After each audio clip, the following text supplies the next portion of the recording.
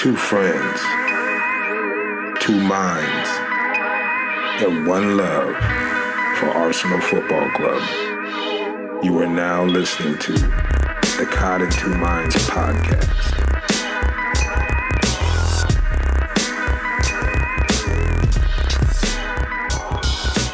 Hey, greetings everyone. This is the podcast Caught in Two Minds. You can find us on Twitter at CITM Podcast. And I'm Fitty. You guys remember me? At Gooner Rush on Twitter. Co-hosting with me is at E Marshall. That's at EMARSHO. What's up, E? What's up, Fitty? Wow. I don't know. Does it sound a little different to people out there? It sounds like maybe they're in the same room right now. No way. Is this the special surprise you had for everybody, E? Yeah, I'm in the Bay Area visiting my friend Fitz, and that's all. So we're here. We had a rare deal. We don't always get to do this, but we sat around and we watched the game together today. Watched that game together. Bournemouth. The mighty Bournemouth. No spoilers, but they beat us. They took us out 2-1. Another rough performance. I'm not going to say dog shit today. Oh, I just said dog shit. But yeah, it was another brutal performance. I don't know. I don't know what else to say. Never mind the fact that this is like the 13th, 14th game in 3 weeks, something. Crazy. It's something crazy. But, that's the league that we're in. That's the league that Arsenal's in. So you got to be prepared. One of the things to be prepared would be to make sure that you got a squad that's loaded with enough players to make it happen, to get through this period. I mean, hell, Man City lost today. I mean, people could lose, Games are going to be tough. Right. But you need bodies. Like we say, you need bodies. You gotta have your squad. You gotta build it the right way in the off season. You gotta get the right players in. Gotta get rid of the players that don't want to be here anymore. The players that don't want to sign contracts. They want to run them to the end. You gotta get your team built properly. It's a nice segue into what we usually hit in the beginning. Is the lineups. Glaring people omitted from the lineup today. No Alexis, no Ozil. I guess, no Koscielny. I think he's hurt. Koscielny's hurt? Yeah. But, okay. Ramsey was supposed to be healthy, but not on the starting card today. So anyway, we got guys missing and very thin squad. There's, when you got guys pulled because they're probably walking out the door, then, what are we going to do? They gave it their all for what they had. That's true. I just, we're not getting anything out of Welbeck. He's one of the experienced players. He's been there for a while. He's a mess, Yeah. Theo, when he came, we'll get to him later, but when he came in, he was invisible. But which one is the more glaring, absence? Is it Sanchez or is it Ozil? Well, I'm going to go back to something you've been saying for the last few weeks, but Ozil does what Ozil does. And I kind of feel like whatever team you slot him in with, Ozil's still going to kind of be who he is. Right. So I miss Ozil. Alexis I've resigned the fact that Alexis is gone either now, 6 months, in 3 days. I don't know when it's going to happen, but he's gone, Yeah. And at this point, I'm done playing him. I don't care. I don't care what results it means if he plays or not. Arsenal need to, create a new atmosphere and attitude about this team and, and play the hard line with, situations. If you're making a commitment, Wenger sent you down a road, follow Wenger's path, then that's your man. Right. To me, the more glaring absence is Ozil because of everything you just said. Like, we know Sanchez is leaving, but lately all we've heard is, Ozil's going to sign a new contract.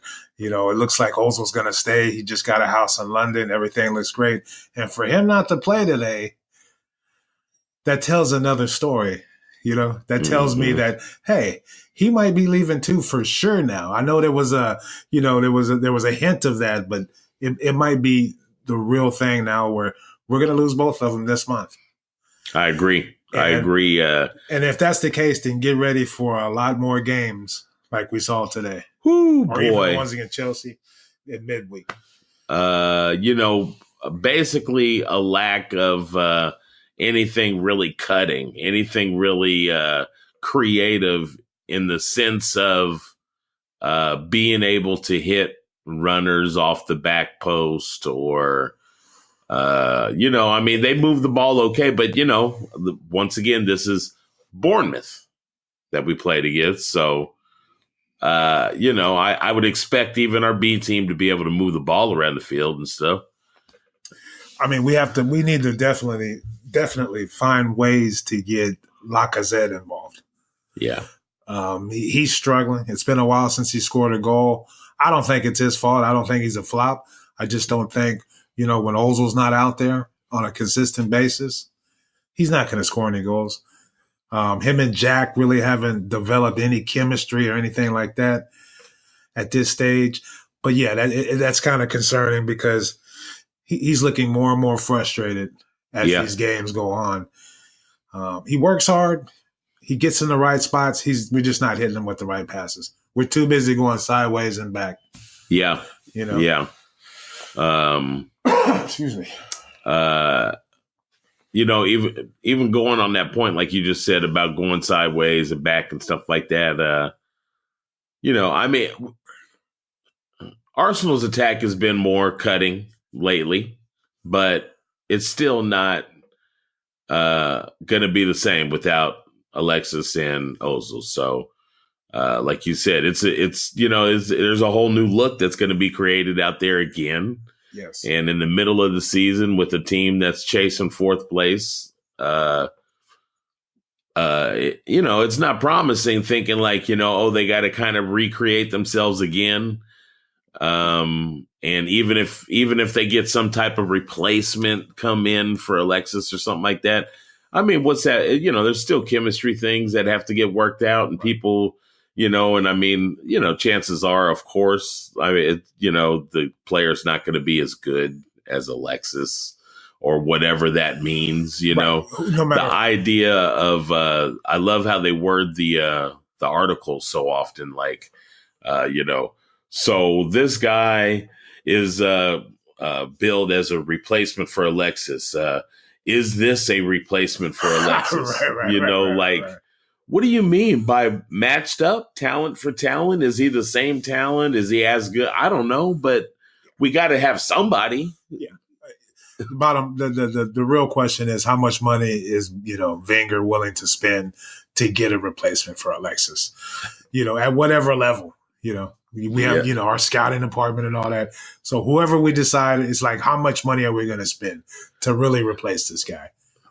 And history tells us. Well, I mean, he's spent lately, but he doesn't really like to buy in January. He always goes on his little rants about how, once it's shut, it should be shut. It's, because people are like asking him, when are you going to buy? Because you need players. And he's just like, well, we don't know. We only buy good. So, yeah, it's a mess. And you think about what Jack, You know, he's another guy. You know, he hasn't signed his contract yet. Like, what's going on in the offices of Arsenal Football Club? Like, he wants to stay. Yeah. He's playing now. Like, how come those contracts take long too? I can understand, you know, trying to sign somebody off the transfer market from another team that's trying to rape us. But why can't?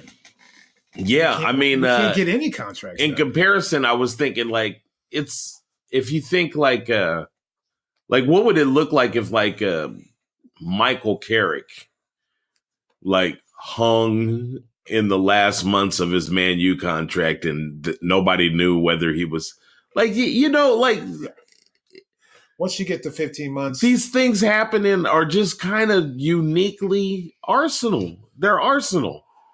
How many of these teams don't seal up players that, you know, I mean, unless they're lying, you know, which is Wenger's style to be, you know, deceiving in the press. Right. And, you know, he already came out and said there's no way we're selling Alexis in January, and now it looks like it's going to happen. Right. You know, if there was a story that said we've upped our offer to Ozil, then I actually have to believe on the opposite side that we didn't.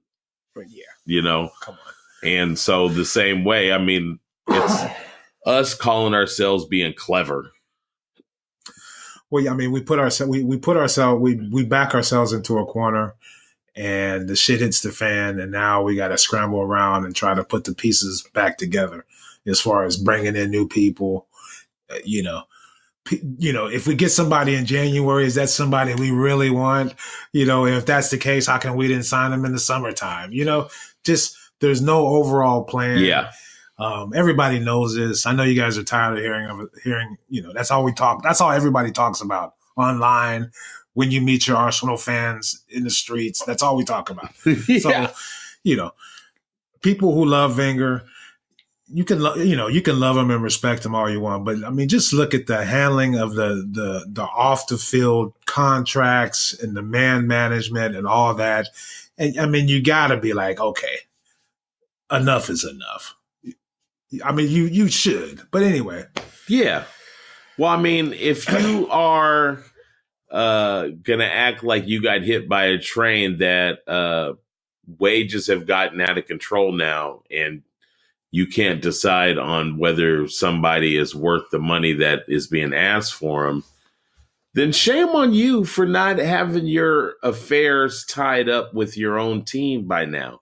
Right. Every January window, we face this. We get into it.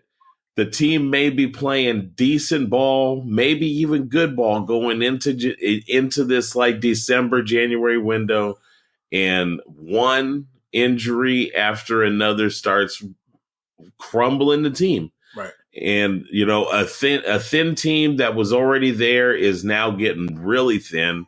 Right. And the team is going to lose a couple of players. You know, I mean, it's just shambles at going into the end of January, and this is the same old story. And if that's not the theme to this season and to the last 5 seasons, the same old story. Right. Players injured, thin roster. Wenger doesn't have guys signed going into the last months of their contract. Right. We've done this twice with Theo now. Twice now we've done this with Theo, and look where he is after we strung it to the end and went ahead and signed him. He still doesn't play. No. So he has a bunch of players on his team he doesn't trust to play. You know, he plays the players that he loves until they get hurt. Then he's forced to play players he doesn't trust to play or doesn't want to play because he never plays them. And it's just a continuous cycle. But I mean, you know, if you don't want to spend money and you don't want to buy a lot, you know, buy big, you gotta be able to coach these players up and develop them. Keep them improving, you know. Is that something he could do? Well, I mean, that's what coaching is. Yeah. You look at Francis Coquelin, who has left the club now. A lot of people give him shtick, but I like Francis. He came, he helped us out in a time when we really needed somebody to play that position, and he did it well. Yeah. Got a couple of FA Cups and was really on the way of becoming a really good Arsenal player. And what happened? he slowly went to dog shit. Oh my gosh. No. What happened? You know what I mean? Look at, just kind of like Gibbs, kind of like Theo, kind of like Welbeck. I was going to say Bellerin, but Bellerin scored a hell of a goal. That's 2, in a week. Yeah. And still. The you got to be able to coach these players up and develop. Well, one of the names that came up with us when we were talking today was Szczesny. Oh, because we need a keeper bad who can save the idea that Cech is definitely showing his age now, and Ospina seems to be a bit on the topsy-turvy side. Right. I'm not sure what we're going to get out of him. Cocaine's a hell of a drug. But Szczesny, I had a little banter with somebody online this week where they said, well, hopefully while he's looking for different things, he can maybe find a good young keeper because I'm sick of Cech. And I said, we had a good young keeper, one that was touted highly for his age and his talents. A lot of experience. He's gone. Right. We came up through the academy. A lot of experience. Made a few mistakes, but the man management, all that stuff that we always talk about with Wenger, that's lacking. Yep. He never, just shipped them off, man. Yeah. Loaned them out and shipped them I off. mean, hey, these are the same things that we as Arsenal fans like to tease Chelsea about. Oh, you guys let Lukaku go. Then you brought him back. Oh, you guys went and signed El Nino from Liverpool. Look what he did for you. Nothing, Right. I mean, we do this with other teams all the time. But, I mean, if you just step back and look at what we've done on our squad, there's several times. It's just too many players to name. Like, wow, look what we did. We basically signed a player, never played him. Campbell, Vela. You know what? Somebody wrote this week, Asano. Yeah. We have Asano. Yeah. Nagahaki. What's his name? Yeah. Nakano Sako. Yeah, we got another striker. And we were supposed to be excited. We picked up this young kid. He's a young talent. He's going to linger. He's going to linger and be sold. Right. We'll never see him on the Emirates pitch ever. No, or unless people start getting hurt, a lot. Then they'll bring him back like he did Coquelin. Yeah. He brought Coquelin back from the championship and shit. Yeah. Certain, you know what I mean? Yeah. But, just that in itself just shows you the guy doesn't know what the fuck's going on. Pardon my French. Yeah. You know what I mean? Here's a guy who's, you shipped off to a championship squad. You bring him back and he turns into the cock, And then, it's slowly within dealing with you for a couple years, he goes back to shit and you send him on his way. That happens too much. And somebody like Xhaka, what I mean? Yeah. Xhaka is still out there scrumbling around like a homo. I mean, the reason why I call him a crazy Oku are things like this, but I'm talking the things that we don't understand or know are like how many times has Ozil been out because he's sick? He has the flu. Right. Or why Joel Campbell had to leave the team and then you've never heard of him again, or why Lucas Perez got bought and 1 year later is loaned out when we're kind of short on strikers. Just weird shit. All these things are questions that never really get addressed or answered. And all I can think of is there's a crazy old man running the operation that's neurotic and kind of crazy, and he thinks he's clever and he's trying to fool the media and, all these weird things. Yeah. He's old. He's outdated. He's done. Done. And he's hungry. Somebody get him a hamburger or a cheesecake or Eat something. some food, man. Yeah, that's enough of that. We bash Wenger. So anyway, man, that's your Wenger bashing segment of the episode. I'm so sick of that fool. Yeah. So we get through the first half. It's 0-0.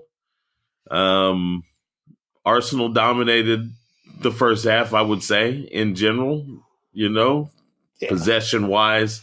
Iwobi is somewhere in between a grown man and a lost child. He's somewhere in between there. Okay. He's got the body of a grown man, but he's a lost child in mind. Yes. On the pitch. I've never seen anybody look so dynamite going through the first half of the field, and then in that final third, just stink it up every single time. Like, if he wasn't so much bigger than Maitland-Niles, I would get them two confused with the two fucked up haircuts they sport.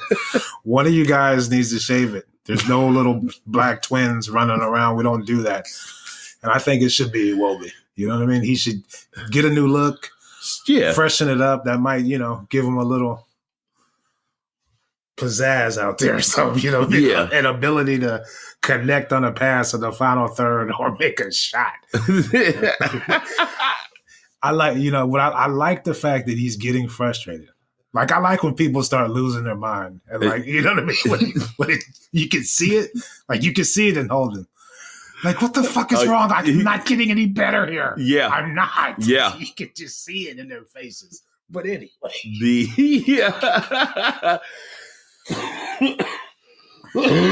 Excuse me. Then Theo came out like he was getting ready for the Pakistani cricket team. Theo, man. What is up, man? Just the lost souls that come walking off our bench sometimes. You're just like, holy shit, look at this guy. Yeah. Theo is so done. I don't think he touched the ball in the 20 minutes he played. I really don't. I know he was offside. I know he was offside twice, but I don't think he touched the ball. He's guaranteed to be offsides. We know this. But that's, he'd been with the team, I don't know. 12 years. Longer than I've been watching him. That's how long. We got that going for us, if Alexis leaves. First half got through, and, whatever, nothing. And second half starts, and we get a goal. I think it's like 52nd minute or something like that. A howler from Bellerin. Took it nice, was aggressive. Struck it real clean, hard, went off the defender's back and into the side netting, and it looked good. Up 1-0, and Arsenal seemed to be playing pretty good at the time. I mean, in general, but, not a lot of holes defensively. They weren't giving up a lot of stuff, so looked like, maybe they can hang on or maybe even put another one in. And then late in the game, 70th minute, Bournemouth just struck back. I mean, when they got a handful of opportunities, which is maybe 3 or 4 the whole game, it seemed. Well, I take that back. 3 or 4 until the very end, and then they started getting some shots. Right. But, I mean, it was a cross in that, I can't remember, Charlie Wilson or whatever his name is, man. Oh, yeah, he flicked it to whatchamacallit. Yeah, and I don't know. The defense just, at times, just they have errors, man, and it's just the only reason why they're not good. It's not because they're not athletic. It's not because they're not physical. Well, maybe they could be a little more physical, but they just have lapses, and it's embarrassing. The overall fundamentals of defending, they don't really have those down, Yeah. The spacing, the way they cover, like it.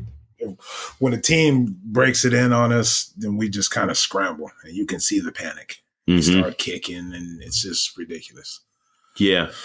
I mean, we can make any team look like, like a Man City or Liverpool attack sometimes. I mean, when they get a feeling like they can start taking it to us, they drive it up wings, cut it back, find open guys up at the top of the box, and it seems to be easy. I mean, the team's in trouble. That's what I think.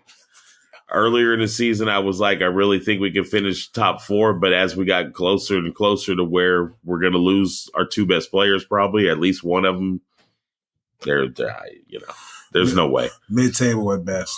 There's no way. And if he keeps losing Kroenke money with his transfer dealings, then I think Wenger, he'll get rid of Wenger this time. Think he doesn't even make the contract out, huh? If we finish, if we lose Ozil and Sanchez and we don't bring anybody in who can help us right now, and that's already a tough ask because, like you said, the chemistry. Like, look at Blockhead, Kolasinac. You don't really play him no more. Nope. And when you start seeing that, you get worried based on history. Like, oh shit, he might not like him. That might not be a guy he trusts. Yeah. We might not get to see Blockhead out there, Kolasinac. So you just really don't know what's going on with Wenger.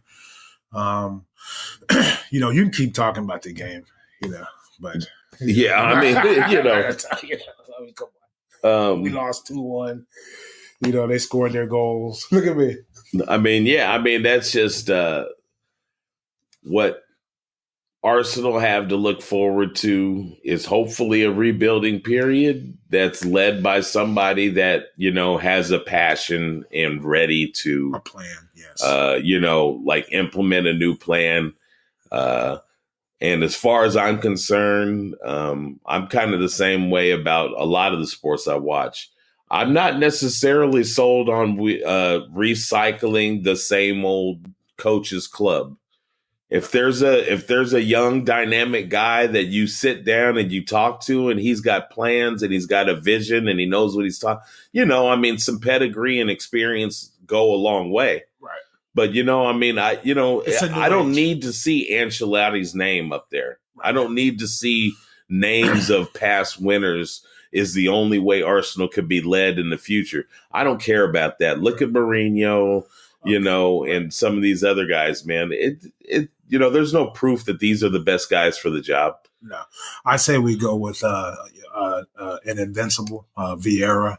I would love that. And, he can get his own staff, bring in, maybe a Henry or a Bergkamp or a Perez. Yeah, my favorite idea was that. And, just let him have it.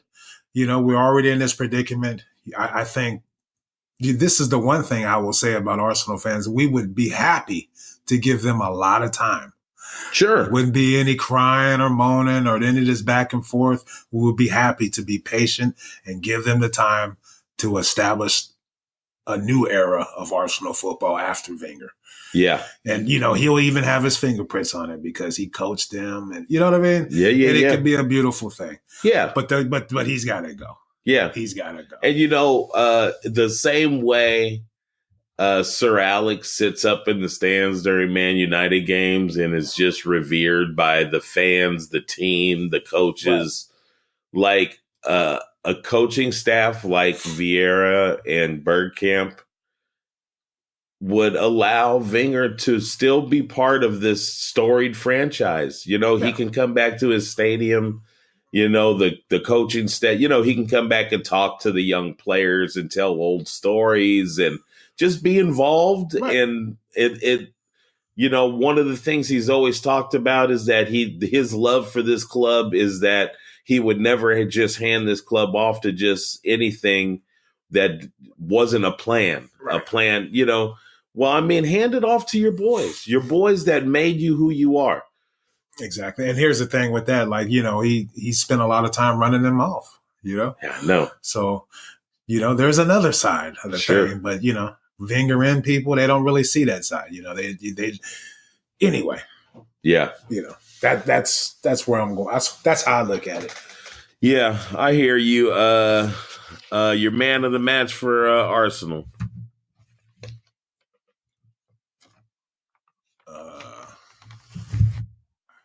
Was Gunnersaurus there? I think he only comes to home games.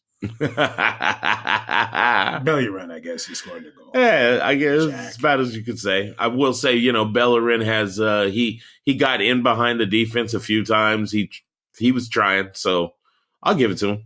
Yeah. Bellerin. And Wenger's grade. Wenger's grade is it's an F. F.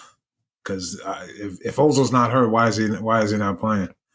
And if you're gonna sell him, you might want to let everybody know because right now he's the good guy. Mm-hmm. Oh gosh, we love him. Yeah, and I will add, it's time to recognize that there's better starts than Welbeck right now.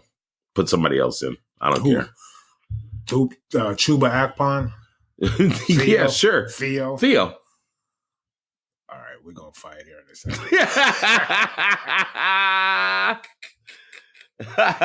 Hey, so what's our next fixture?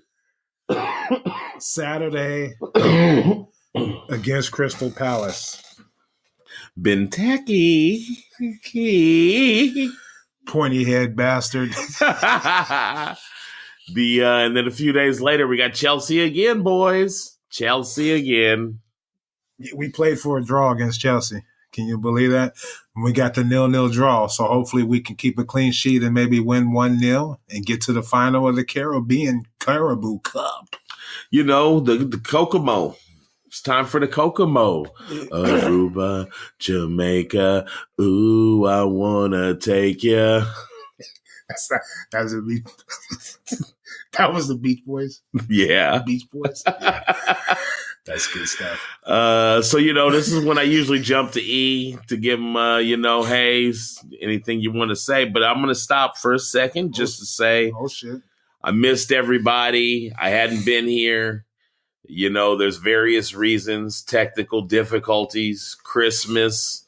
I just completely misunderstood one week, whatever the reason is. But I did, my hats off goes to E for throwing something out there every weekend. Oh, wow. Just to at least say hey to the kids, even the two little white boys in Iceland, yeah. And by the way, you pronounce their last name Sigurdsson. No, that's not it. And I would have been able to say that.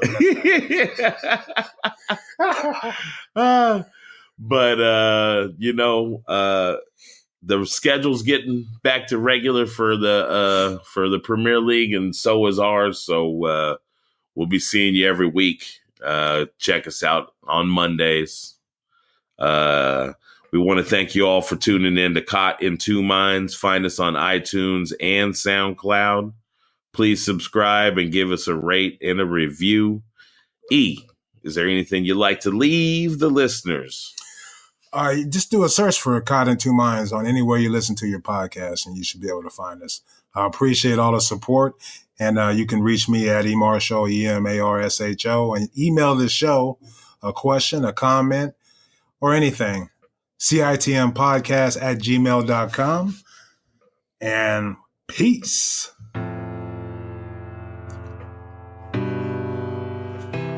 And I'm Fitty at Gooner Rush on Twitter.